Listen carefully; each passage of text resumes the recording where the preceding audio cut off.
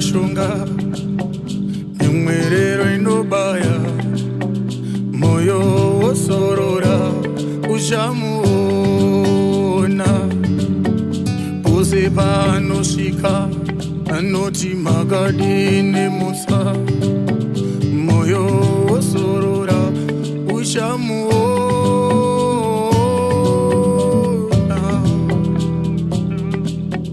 Achishkora musura Moyo osorora Ushamuona.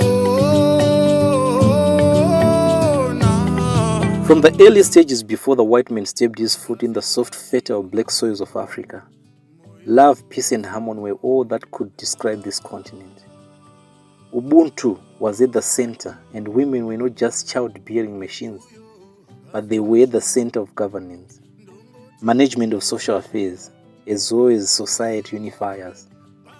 The white man's visit was not just an invasion of the black man's privacy, but a destruction of peace, love, and harmony.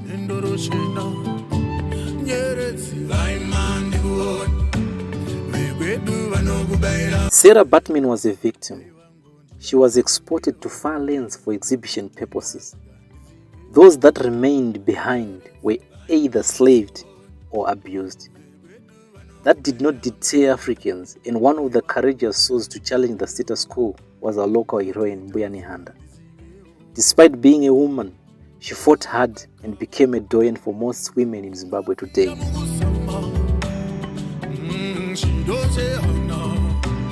As the days went by, women, despite being restricted, they pushed hard to the limits and surpassed what was expected. Back in the days, the girl child was supposed to come second after the boy child. That disadvantaged the girl child. Joyce Mujuru, Kest Coventry, Divine Jukula, Dr. Afra Nananga, Kudakwashe Chwandire, among others, have proved that women can do anything that a man can do, if not more. In recognizing this, the government and other world bodies have put together statutes that promote women empowerment, which include women quotas in parliament, gender equality policies that include as well achieving equal pay, preventing and eliminating violence and harassment in the world of work, creating a harmonious work-life balance for both women and men, promoting women's equal representation in leadership in the world of work, investing in a future of work that works for women. In all these efforts, the girl child is still bound in the chains of enslavement and poverty. Period poverty is one of the heart-grinding situations facing most women. If you want to empower women, it is time to start thinking about eliminating the Tampon Tax, which is enslaving our women in Zimbabwe.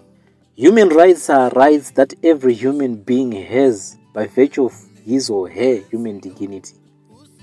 Menstruation is intrinsically related to human dignity. When people cannot access safe bathing facilities and safe and effective means of managing their menstrual hygiene, they are not able to manage their menstruation with dignity. Period poverty is the lack of access to menstrual and sanitary supplies, menstrual hygiene education, and waste management. Most women don't understand what period poverty is and how it is affecting them, but this is their everyday challenge. Most Zimbabwean women are facing period poverty. Considering prices of sanitary wear or pads, it is difficult for most women when it comes to handling their monthly periods. The issue of affordability, I really know that sometimes munano shaya dollar share not to shy, but that's a reality. Dollar munano rishaya. And then they have their period. What do? They can't even talk about that to people. Munano gona kumbira sugar chayo ndipewo sugar, but paid ari kumbirike zvinonetsa. Even us women amongst ourselves, unotonzwa takutoshorana ungakumbire paid, but ndikakukumbira sugar kana mafuta kana salt unotondipa hai katipimirane. We need to open up about such issues. Total lot mapedza aita asimari achete odzikire mapedza ari kuita kuti izvi $1 saka $1 chomwana usina. Matambudziko mazhinji anosangana nemadzimai nevanasikana panguva yavo yekuteera anosanganisira kushaya zvikwanisiro chaizvo. Ingadai iri sanitary wear yakaita semapads, matampons avanoda kushandisa. Zvinhu izvozvo kuti vazhinji madzimai vaone access to those sanitary wear zvinhu zvinovaomera nekuda kwemutengo wazvo. Zvinhu izvozvo mazuva ano zviri kudhura zvakanyanyisa, zvekuti tikatarisa madzimai nevanasikana kunyanya vari kumaruva, vazhinji havawani mari yekuti vakwanise kutenga masanitary wear atiri kutaura nezvawo aya.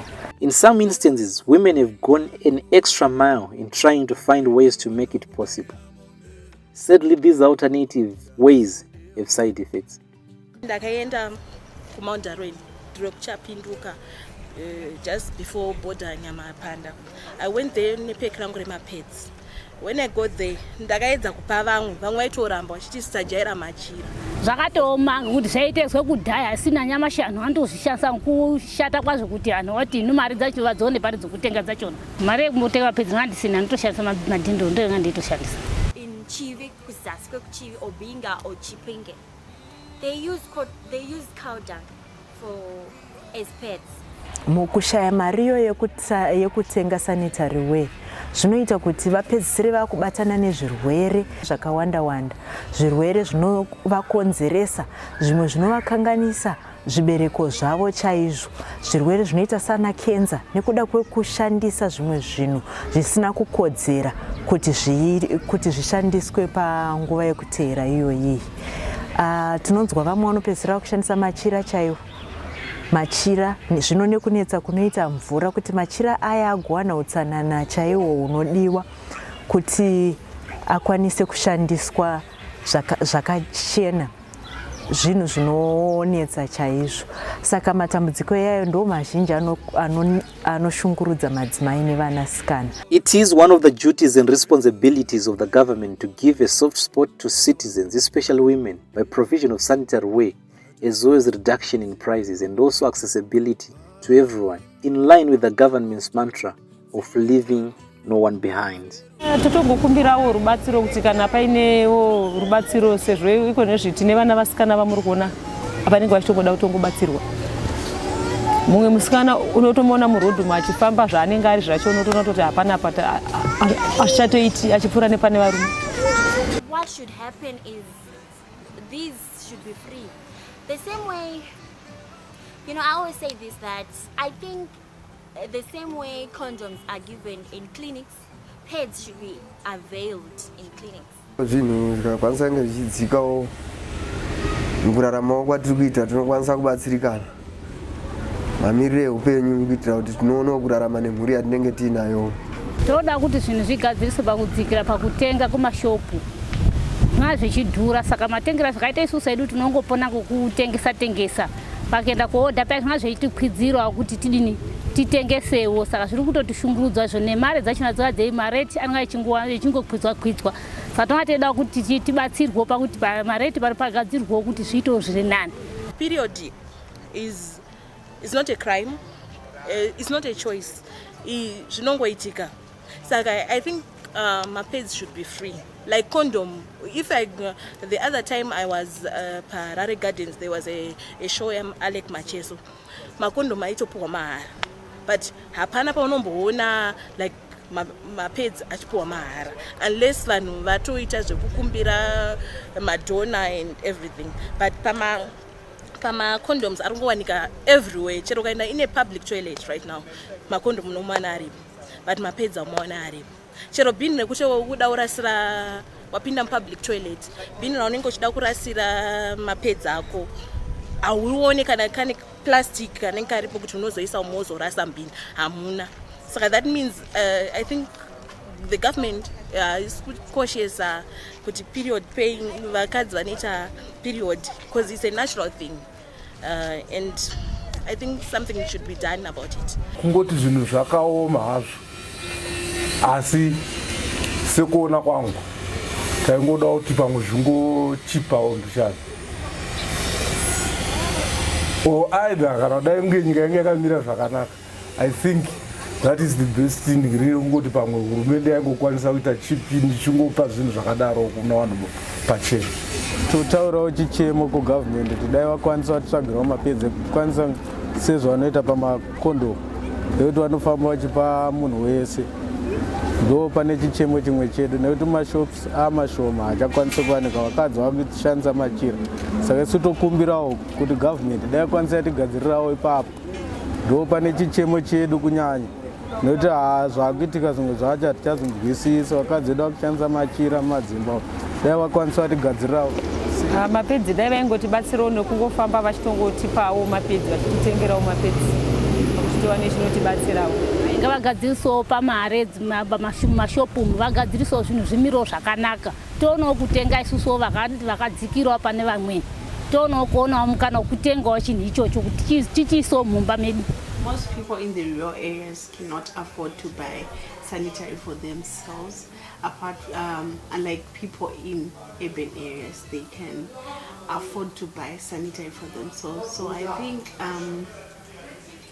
the government can have initiatives to help, especially people in rural areas, so that they can provide sanitary for them for free, and that it can be accessible to every woman or lady.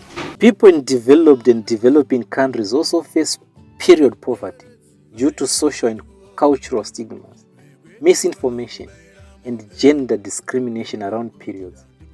Right now, 800 million people around the world are menstruating. Many are trying to hide the evidence of bleeding or struggling to find sanitary supplies.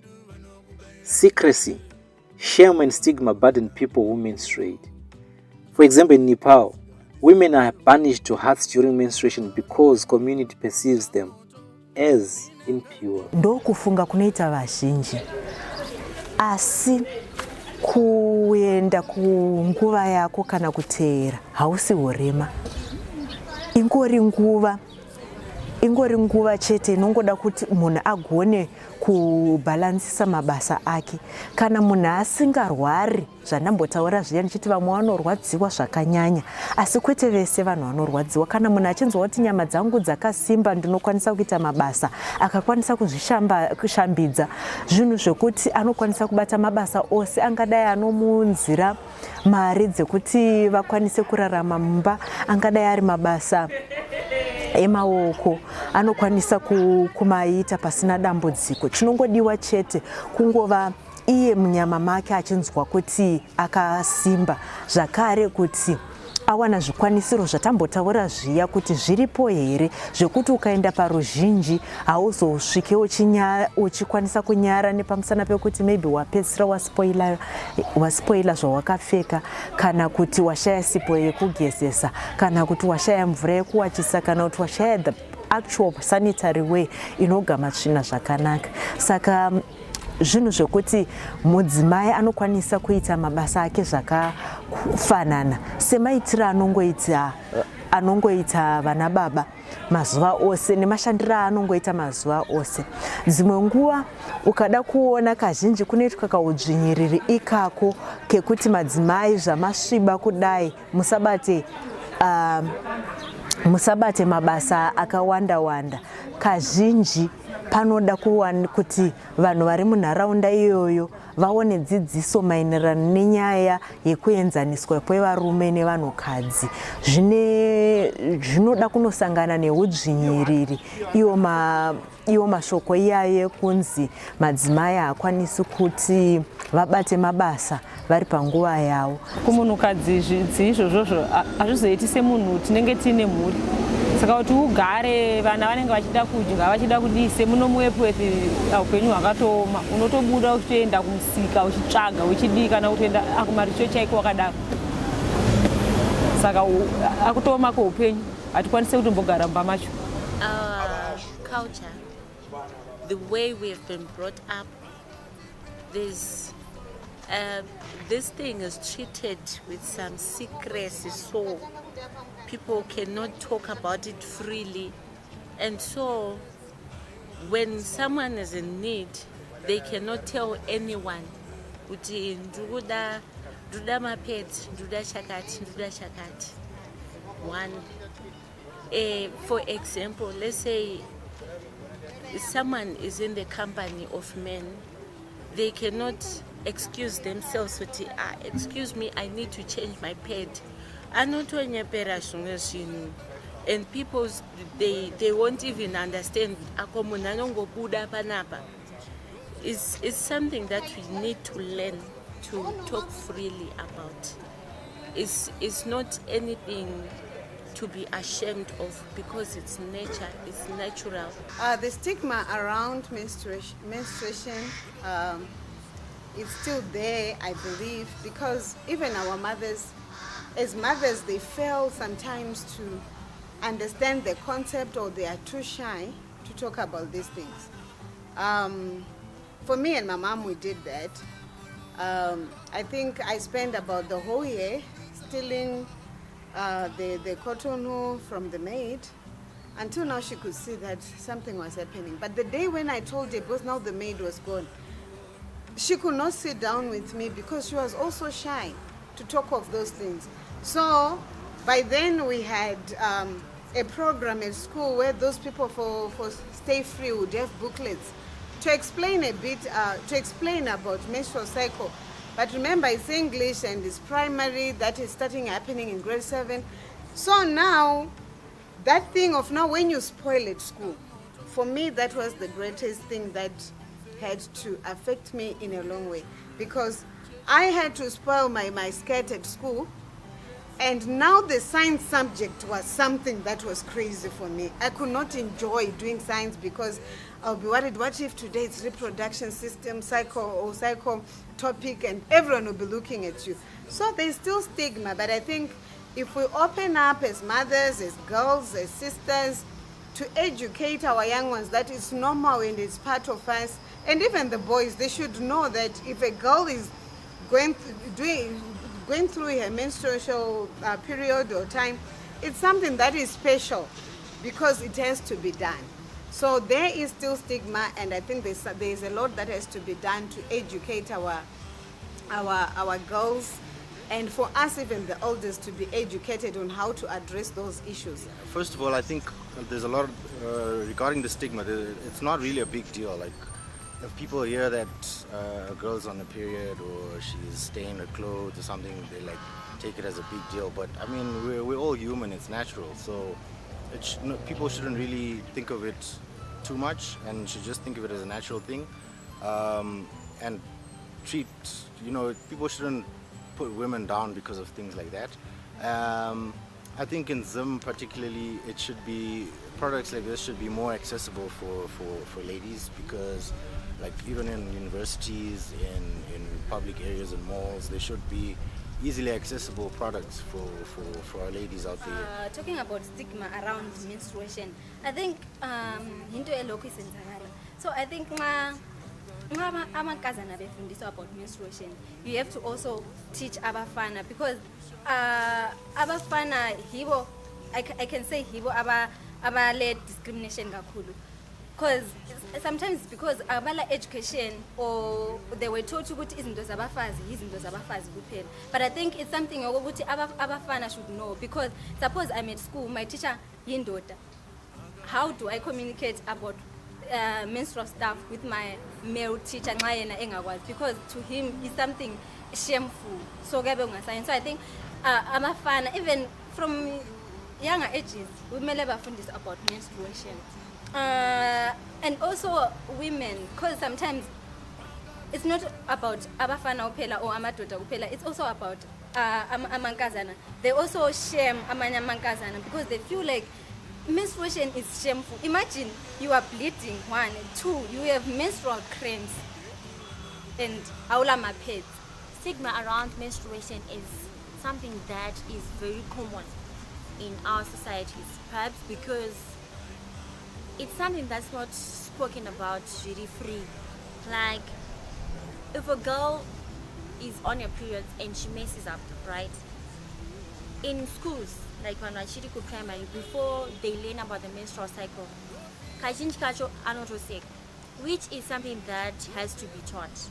Yes, we may learn of the reproductive system in biology, but the stigma around women during menstruation is so high that it's even scary. I think it's something that the society as a whole, not just women, but males should learn that this is a change in someone's body, and as soon as a girl starts menstruating, it's something that is going to happen for maybe kushka vakura 40, 45, you know. So it should be normal for a man to buy pads for their daughters. It should be normal for a boyfriend to buy pads for his girlfriend, because it's something that's normal. COVID-19 has made it even harder to manage a period amid poverty or other deprivations. Inequality issues have climbed during the pandemic. In 2020, there was an increase in violence against women and girls, a worsened plight of slum dwellers, and the loss of 8.8% of global working hours, which disproportionately hit young people and women. Madzimai mazhinji vanorwadziwa nenyama dzavo, inova part of the system and part of the process, but mukugarisana kwavo mudzimba nevanakomana kana nevanhurume zvinogona kupedzisira zvaita kuti vanhu vanetsane nepamusana pekusanzwisisa, zvandinofungidzira kuti inyaya yekuti vana vedu vakomana nevanhurume havana ruzivo rwakakwana nemaexperiences anosangana nemadzimai munguva yavo iyi, nekuti how best they can handle those situations kana madzimai ari panguva yavo aya. Saka ndo mamwe matambudziko anowanikwa iyayo, nekutoshaya support chaiyo yekuti idzo mari dzatiri kutaura idzodzi kuti dzinodiwa kuti vakwanise kutenga sanitary wear, vanenge vachitarisirawo kuti vana baba vakwanise kuvaisawo pabudget vachivapawo mari idzodzo, asi nguva zhinji mari iyoyo haiuyi nekuda kwokuti vana baba havazvi zvinhu zvavanenge vasingakoshesi kana kuti zvavanenge vasina ruzivo nazvo kukosha kwazvo. Tosangana nematambudziko pakutera mabasa achona. Tinenge tine mabasa akawanda atikwanise kuzorora, pamwe unenge uchirwara musana kana jeko asi wekuzvisira wachona hapana, wozoti zviri kushandisa zvacho mapedzi achona ari kudhura, pamwe tinogona kumashaya totoshandisa kana machira chaiwo. Educating everyone is important and it is everyone's responsibility. Dzidziso iriko asi inoda kupamhidzirwa. Dzidziso kazhinji inozongofamba yakatarisa vana vasikana. Vana vasikana vanowana dzidziso iyi kazhinji munharaunda, kazhinji nevabereki vavo, vana mai vanowanzodzidzisa vana vavo kuti makore ako zvaasvika apa, nguva yako yekuteera yave kusvika, zvinoda kufambiswa zvakadai uye waakufanira kuzvichengetedzwa. Iyoyo dzidziso inowanikwa kuzvikoro zvakare, iriko dzidziso iyoyo yenyaya dzekuteera, asi information yacho yainopa dzidziso iyi ndeyekungozivisa chete kuti panguva yakati munhu wemudzimai anoteera, asi dzidziso iyi haisi kuzonyatsopindiridza kuchitsanangura ndezvipi zvingaitwe nevabereki nana baba nevakomana to assist madzimai nevana vasikana panguva yavo iyi. Saka dzidziso yedu ndinovimba kuti ndinongove neshuwiro kuti dai dzidziso yedu iyi yaikwanisa kusvikawo kuvana vakomana vachiri vadiki, vagokwanisa kunzwisisawo nyaya dzekuteera, nekuti vanhu madzimai ndeipi help yavangade iyo inokwanisa kuitwa navo ivo vana vakomana. Vana babawo zvakare vakwanise kuwana dzidziso iyi kuti vave supportive, ingave financial support, ingava emotional support chaiyo munguva yacho.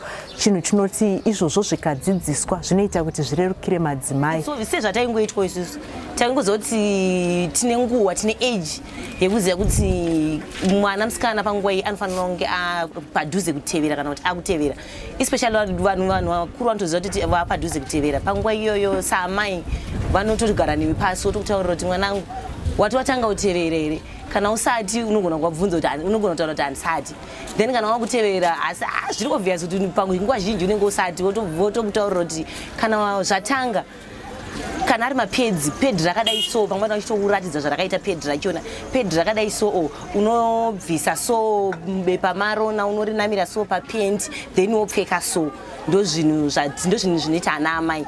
Then kana muriwo nzvimbo yekuti mune muri kumusha vanokwanisa kutaurira kuti hakuna mapedzi sometimes ndo pekuti vanokutaurira jira wokupetera kuti kuratidza kuti jira rinopetwa so woripfeka so panguva yekunge wakutevera. Saka sana amai zviri obvious kuti unotoudzwa usati wakutomboenda kana kuti panguva yaunongotanga kutevera.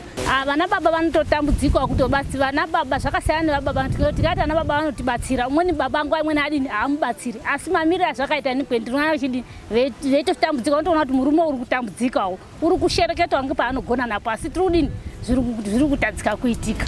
Apa madhira aya kutaura chokwadi varume ava havana kana chavanotomboita nekuti vanotongokutarisa kana achimbogona kusiya mumba achiziva kuti uri kuperiod kwakuzoti kutomutaurira nyaya unotenga mapedzi akupedza nguva havaite izvozvo. Izvo ndo zvinhu zvavasingambofa vakaita vanhu varume.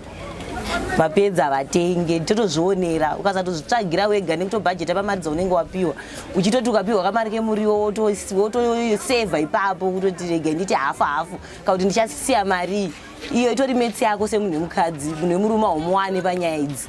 Ndochokwadi ichocho. In fact pazvinhu zvakadaro so neitarisira kuti iwe baba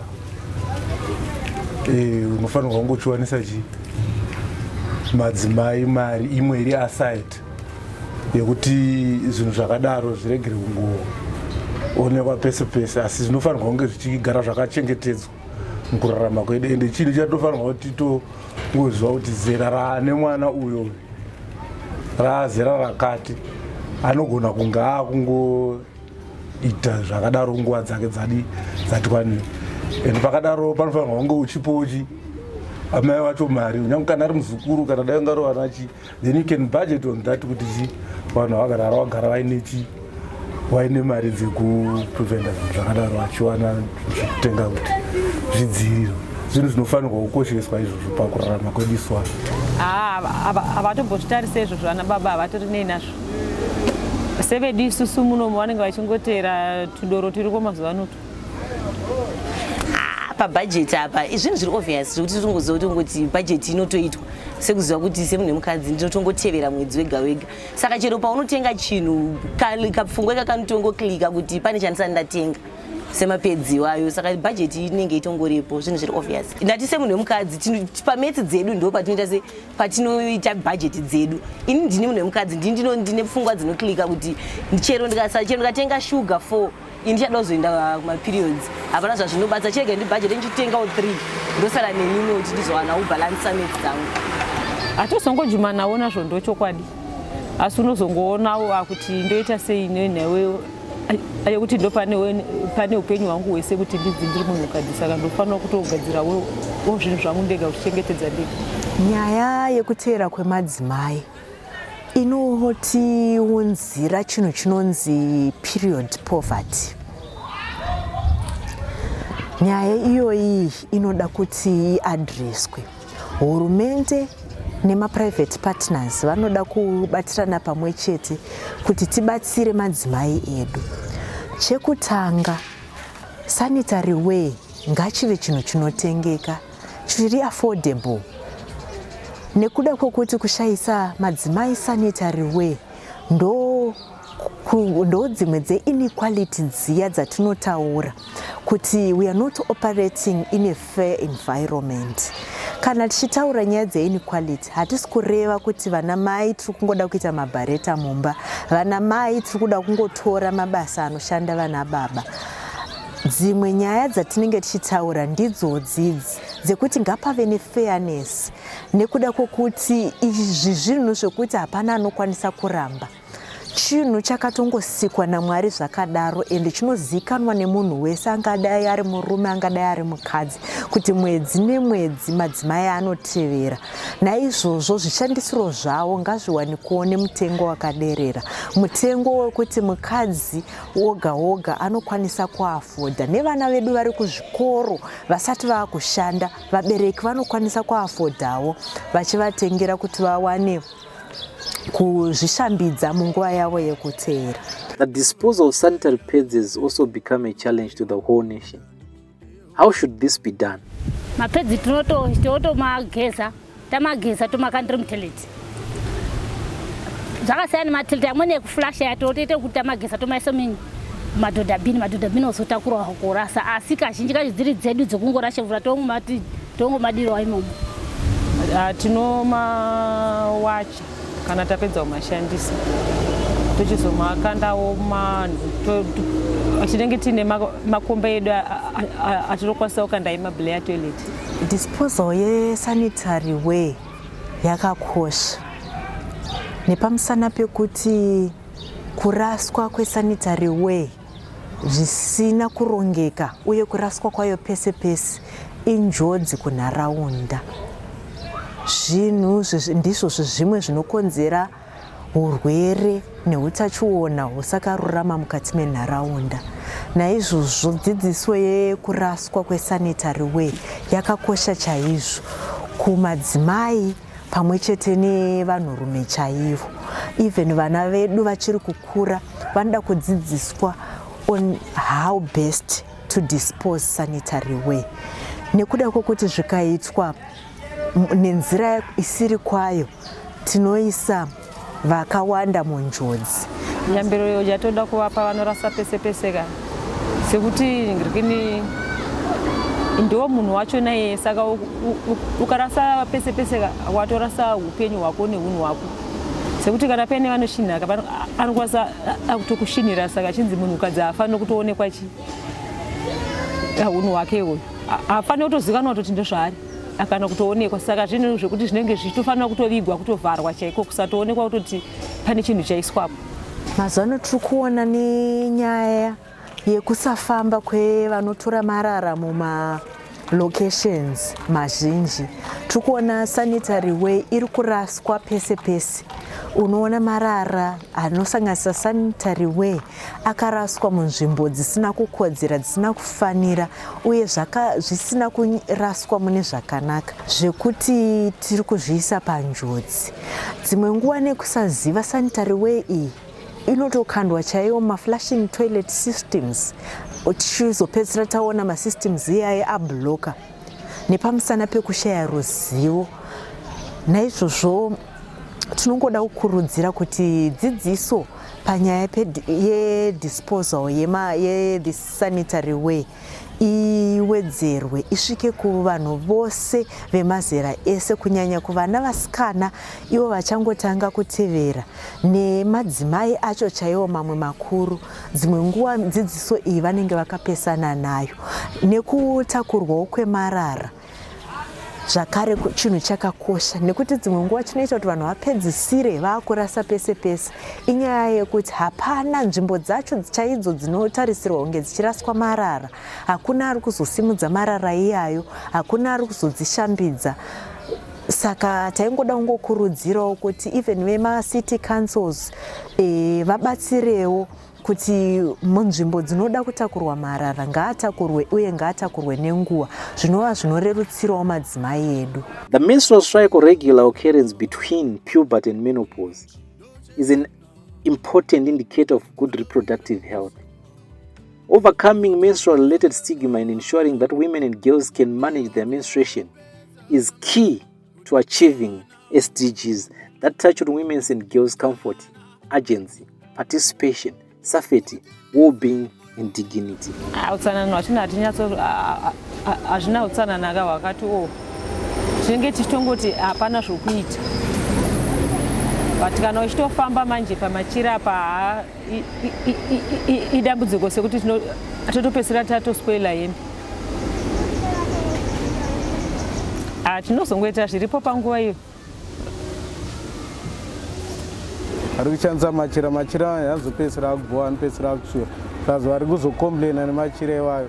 Dai vakwanisa vabatsirawo vanhu vapawo mapedzi, nekuti zvine zviri nani, nekuti machira haazonge achizoita kushandisa machira anosvuura, plus machira ari hard, panodawo chinhu chiri soft secotton.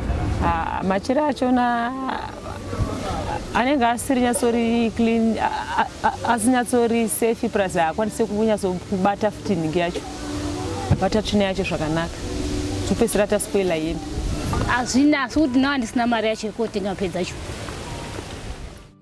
Ability to manage monthly menstruation requires 3 distinct components.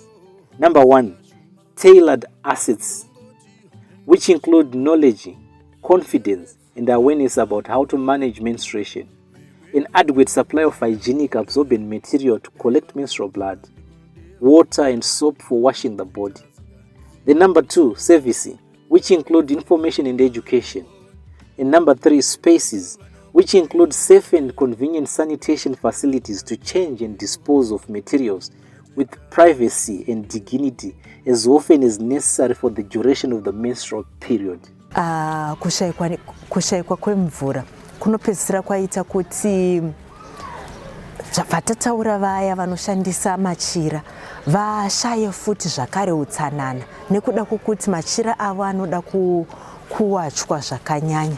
Dzimwe nguva mazuva acho avanenge vachiteera vari kuteera kudaro nyama yavo dzimwe nguva ichidzimbikana.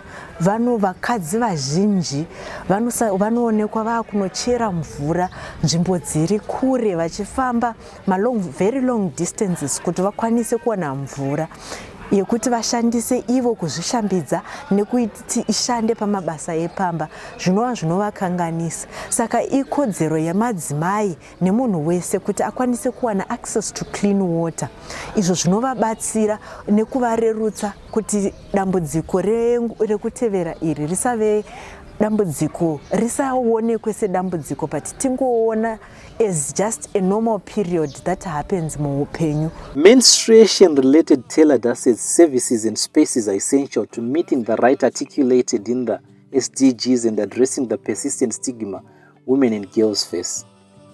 The deprivations associated with the period poverty connect strongly to the SDGs, including SDG 1, which is no poverty, SDG 3, good health and well-being, SDG 4, quality education, SDG 5, gender equality, SDG 6, clean water and sanitation, SDG 10, reduced inequalities. Kushaikwa kwemvura vari madhorobha kunyanya mvura inonetsa zvekuti nyaya yekuteera inofambidzana neutsanana uye inoda mvura yakawanda. Kazhinji kana mudzimai ari kunguva yake iyoyo anotarisirwa kuti ange achiwana mvura yakawanda kuzvishambidza kana kugeza chaiko kana katatu chaiko pazuva kuti agare akachena nezvaanenge ashandisa zvacho zvinoda kuwachwa. Saka naizvozvo nenyaya yedambudziko remvura nedambudziko remutengo wesanitary way zvinhu zvinovatambudza. Even sanitary way yacho umwe anokwanisa kutenga but panozodiwa akati wandei nekuti peki imwe chete chaiyo pamwedzi inogona kutadza kukwana nepamusana pekuti unotarisirwa zvakare kuti uchinje sanitary way iyoyo kana katatu pazuva kuti uwane uzvichengetedze utano hwako uye nekumita mastandards eutsanana atinenge tichitarisira. Isu zvichemo zvatinazvo kunoku kwepwedzi tine zvichemo zvemvura. Mvura kunoku inonetsa especially kumaarea akaita sekuri kunana overspill kunoku tinokwara pamvura. Mvura inotobhadhariswa kuti ukwanise kuchera mvura. Matepi machiti echibhadhariswa mvura 50 bondi bucket. Sikeyo semunhu anenge ane mhuri pamwe pacho unoita kubasa nokusatotambira kuti ukwanise kutenga mvura kuti ukwanise kuwacha.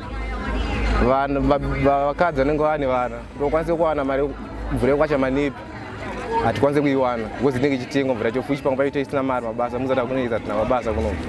Panyaya yemvura apa takamboisirwa bhoro asi bhoro racho mazuva ano riri kutovhurwa kana na12 to 12 rinovhurwa na11:30 na12 kuroko rovharwa unonzwa muchinzi hamuna mvura uyezve mugodhi unoona laini mugodhi yedu iyi haichengete mvura asi takakwanisa kunge tichisirwawo bhoro manje pabhoro pacho mvura tinopiwa mitemo ine gumi hatichakwanisi kuziva kuti kuisirwa kwatakaisirwa bhoro tofanira kunge tichibhadhara here kana kuti takaisirwawo nehurumende kuti tikwanise kunge tichera mvura nekuti usina mari haukwanise kunge tichera mvura pabhoro rehurumende. Access to water is very critical to every human being. angadai ari mudzimai, angadai ari murume, mvura yakangokosha. Asi kushayikwa kwemvura kunoita kuti dambudziko remadzimai panguva yavo yekuteera riwedzere, nepamusana pekuti mvura yakavakoshera munguva iyi zvakanyanya. Kuteera kunoda utsanana, kunoda kuzvishambidza, kunoda kuti ukwanise kuwacha nhumbi dzauinadzo, kunoda kuti ukwanise kuzvigeza iwe wacho ugare wakashambidzika. Zvamunoona kuteera kuya chinhu chekutoti vari padyo newe, vari around you, handiti vanofanira kuti dzimwe nguva unototeera ukasvika pakubva kumazuva ako pasina azviziva pane vari vauri kudyidzana navo mukufamba kwauri kuita. Saka ukashaya mvura zvinoita kuti pave nematambudziko akawanda anosanganisira nyaya yeutano chaiwo unopedzisira waafektika. The realities to period and poverty, yes, that's another thing. Imagine in the rural areas or someone who is not self-sufficient, buying pads can be an expensive thing because you need to buy them every month, or maybe a child is an orphan, there's no one to buy those things for. It's $1. Normally right now they are $1, and it's something that everyone should afford, but some are not affording, so they end up using clothes, and that one now it irritates because munhu anosvika pakusvuka mwana achagona kufamba zvakanaka ende kana wema machira ane wema takudzokera futi kustigma unoti ari kunhuhwa and you spoil easily. So there has to be a way on how to make them accessible to every girl. Even in preparation, before they even start menstruation, we should have a certain package that a girl can have. Even per school term, ichitanga chikoro chichipa mwana umwe nomwe mapaketi matatu emapads. Whether zvazoitika kana zvisina kuzoitika, anenge ainawo, whether anawo kana haana, it should be something that is accessible. Personally, my experience with this, I might say because now I have knowledge, I begin to appreciate, I begin to know that women go through menstruation. But when I was young, it was something that I was told, this is not,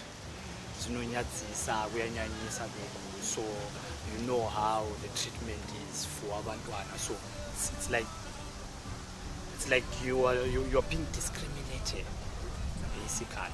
And we look at it rural areas, young girls, they use just clothes, no watcher, and then they change it.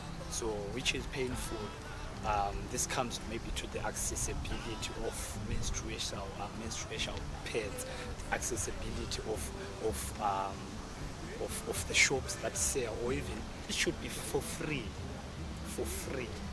because every lady is going to go through that, every young girl is going to go through that. I'm happy that people are asking us about these things and they want us to talk about this, because these are the things that our ladies go through, our women go through, our girls go through. Chatinoda kungokurudzira kunyanya kuhurumende ngavatibatsirewo to improve access to water, not just water but clean water. Mumatowns mvura iri kunetsa, mumaruva madzimai vari kufamba nzendo refu kunochera mvura. Naizvozvo taingokurudzira kuti hurumende yedu ite invest both mumatowns nemumaruzevha nzira dzakakodzera dzekuti vanhu vawane mvura iri pedyo uye yakachena. Zvinobatsirawo madzimai kunyanya panguva yavo yekuteerera, zvisavatambudze nekuvashungurudza.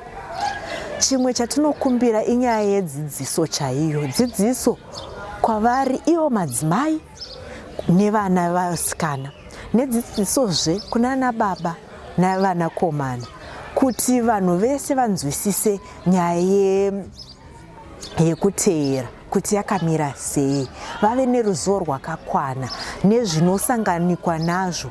Vana baba vagonzwisisawo zvinodiwa nesapoti inodiwa kubva kwavari kana vana madzimai nevanasikana vari panguva yavo yekuteera, kuti vagokwanisa kunzwisisa nekubatsira kuti zvivarerukire. Zvakare vagodzidzisazve ruzhinji kuti rizive kuti kuteera hausi urema. Vana mai vanokwanisa kutongoita mabasa avo avanobata mazuva ose vakangowana zvikwanisiro zvakakwana pasina dambudziko. Tozodazve kukurudzira kuti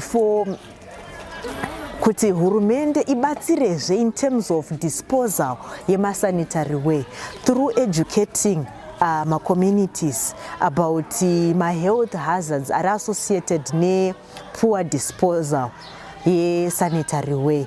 Zvakare hurumende ensure kuti marara ngatakurwewo nenguva. Vanhu ngavaonewo pakakodzera pekurasira marara, zvikuru sei vari mumadhorobha, nekuda kwokuti facility iyoyo ikasaprovidwa zvechokwadi hakuna kwekuti ungaenda uchinorasira. Saka naizvozvo izvo hurumende ikatibatsira pamwe chete neintervention yema-private partners, even ma-development partners, tinokwanisa kukunda dambudziko iroro tichikundazve nyaya ye-period poverty. Uyo akasunga chuma ndongoti nendorochena nyeredzi vaimandi kuona vekwedu vanokubayira mombe. Saka patinenge tichitaura nezve-period poverty iya, pane kukanganisa kunoitika pakunzwisisa kuti chinombonyatsonzi period poverty chii.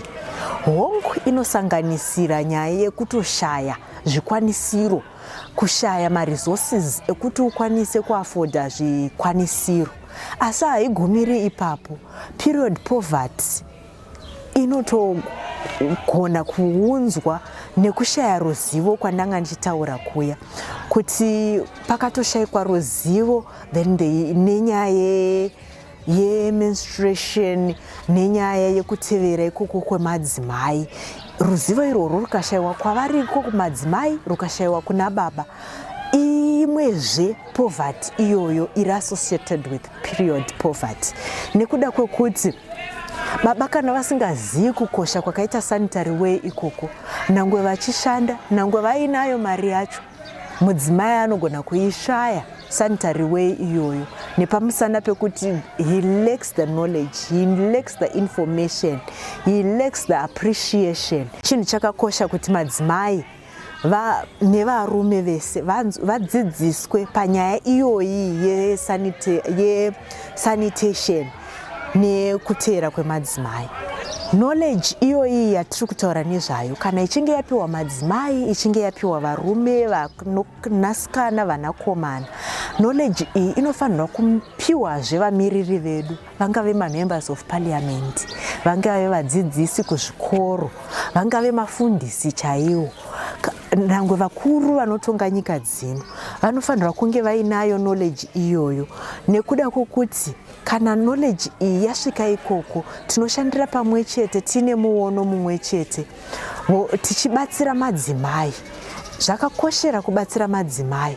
We always know when we empower a woman, we empower the nation.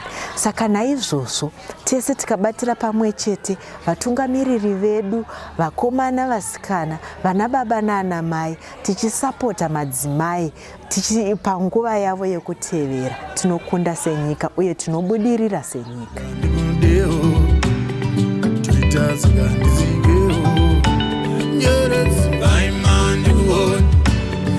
Vedu vanokubayira mombe dai wangu ndidandikudeo atoita zingani